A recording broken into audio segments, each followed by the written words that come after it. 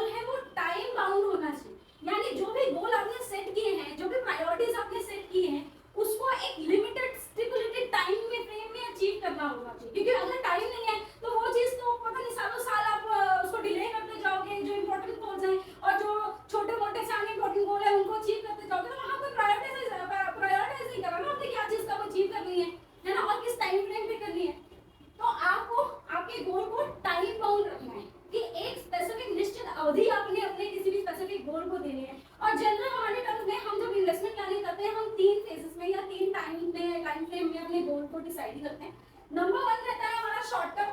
वहां पर हमारे जो छोटे टाइम के लिए 1 साल 2 साल 3 साल में अचीवेबल जो आपके गोल्स होते हैं आप उसको देते हो। फिर आते हैं आपके मीडियम टर्म, जिसमें आपका 3 से 5 साल 5 से 7 साल, ये जो मीडियम टर्म का है 5 से 10 साल भी कहीं टाइम पे एक्सटेंड हो सकता है, तो मीडियम टर्म गोल हो जाते हैं आपके। और नेक्स्ट होता है आपका लॉन्ग टर्म, ये इसमें आपको 15 से 20 साल 20 से 25 साल भी लग सकते हैं। अब सोचो कोई यंग इन्वेस्टर है मार्केट के अंदर जो अभी 22-23 साल का है, 25 साल का एक यंगस्टर है जो मार्केट में इन्वेस्टमेंट कर रहा है, मार्केट में या अलग अलग फाइनेंशियल इंस्ट्रूमेंट्स में इन्वेस्टमेंट कर रहा है, और अगर वो चाहता है कि भाई मैं अपना रिटायरमेंट भी अभी से प्लान करूं, तो ये उसको अचीव करने में, क्योंकि जो अब उसकी जो रिटायरमेंट होगी वो 60 साल के आसपास ही होगी, है ना, तो यहाँ पर से उसको 30 से 35 साल लगेंगे उस रिटायरमेंट को अचीव करने में, ठीक है। तो यहाँ से 60 इयर्स पे, या अगर मैं अर्ली रिटायरमेंट चाहता हूँ 40-45 की एज में मैं अर्ली रिटायरमेंट चाहता हूँ, तो भी यहाँ से 20 से 25 साल उसको लगेंगे। तो ये होंगे आपके लॉन्ग टर्म गोल्स, ठीक है। तो यहाँ पर आपका रिटायरमेंट प्लानिंग आ जाएगी लॉन्ग टर्म गोल्स में। और कौन कौन से टाइप के लॉन्ग टर्म गोल्स या लॉन्ग टर्म आपके वो हो सकते हैं, फाइनेंशियल गोल्स क्या हो सकते हैं, एनीवन, और क्या हो सकते हैं? हाँ, अब सोच रहा हूँ कि मैं एक ऐसा ड्रीम हाउस बनाना चाहता हूँ और सिर्फ अपनी इन्वेस्टमेंट से बनाना चाहता हूँ, ठीक है, तो उसके लिए मुझे थोड़ा टाइम चाहिए। जिस तरह का मेरा वो है, उसके मेरी करंट सैलरीज या मेरी करंट इनफ्लो ऑफ इनकम से वो शायद मुझे थोड़ा सा टाइम लगेगा उसमें बनाने में, लेकिन मैं बना लूंगा। तो मैं सोच रहा हूँ 20 से 25 साल लग भी जाएंगे, लेकिन मैं अपना ड्रीम हाउस उसी तरीके का बनाऊंगा, ठीक है। और क्या बोल सकते हैं, चाइल्ड एजुकेशन हो सकता है, ये भी लॉन्ग टर्म है। आपका कोई इन्वेस्टर है जिसका बच्चा अभी छोटा है, अभी या तो अपने कोई या तो उनके लिए वो एक प्लानिंग करना चाहता है कि भाई जब ये हायर एजुकेशन के लिए जाए तो उसके लिए मेरे पास में इनफ एम्पल मनी हो या एम्पल इन्वेस्टमेंट हो, जिससे मैं अपने बच्चे को हायर एजुकेशन के लिए या फॉरेन एजुकेशन के लिए मैं सपोर्ट कर सकूं, ठीक है। ये भी हमारे लॉन्ग टर्म गोल हो सकते हैं। चाइल्ड मैरिज एक लॉन्ग टर्म गोल हो सकता है, ठीक है। हाँ, सेटिंग अप कंपनी हम कर सकते हैं। अगर आपको लगता है कि मेरे को एक आने वाले टाइम में 10 साल से 15 साल के अंदर मुझे एक ऐसी कंपनी अपनी बनानी है, ठीक है, उसके लिए मुझे इन्वेस्टमेंट और सेविंग अभी से करनी होगी, अभी से प्लानिंग करनी होगी, ताकि मैं या उस स्टार्टअप को, या कोई आप स्टार्टअप करना चाहते हो, कंपनी स्टैब्लिश करना चाहते हो, स्टार्टअप करना चाहते हो कि आने वाले 15 साल या 20 साल के बाद में मैं अपनी कंपनी खड़ी कर लूँ, ठीक है, तो उसके लिए मुझे इन्वेस्टमेंट की जरूरत होगी। एटलीस्ट ऐसा ना हो अर्ली इन्वेस्टमेंट तो मैं अपनी इन्वेस्टमेंट से दे सकूँ उसके लिए, ठीक है। तो ये आपके लॉन्ग टर्म गोल हो सकते हैं। शॉर्ट टर्म गोल्स में आपका हो सकता है कि आपने क्या बोलते हैं, एक फॉरेन ट्रिप करनी है, मे बी फॉरेन ट्रिप नहीं, आपने एक आपने हॉलिडे प्लान करना है, ठीक है, या आपने एक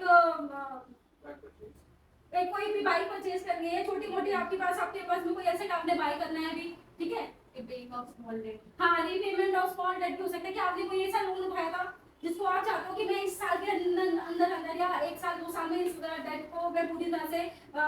फ्री कर दूं अपने आप को, ठीक है, ये पूरा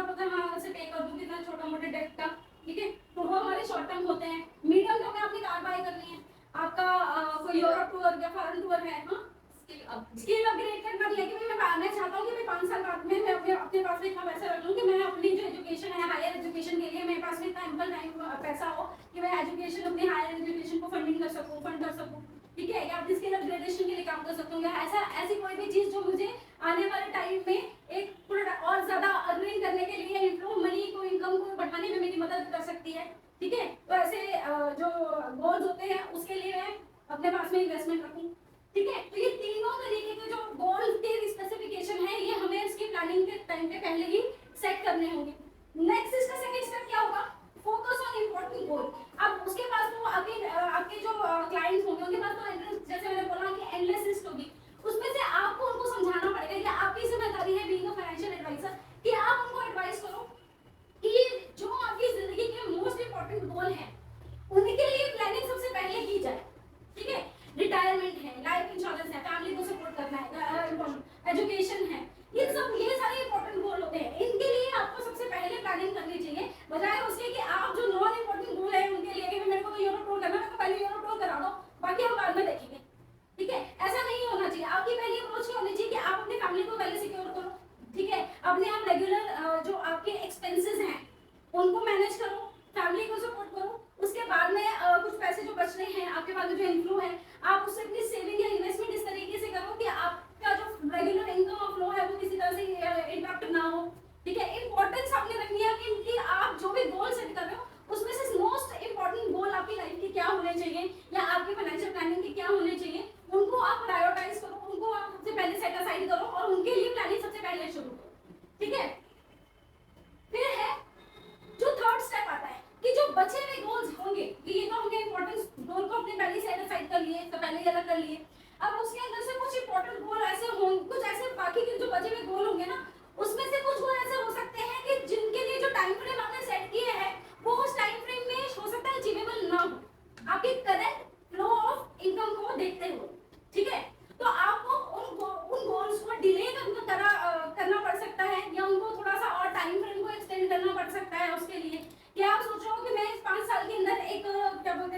एक घर बाय करना चाहता हूँ या अपने लिए एक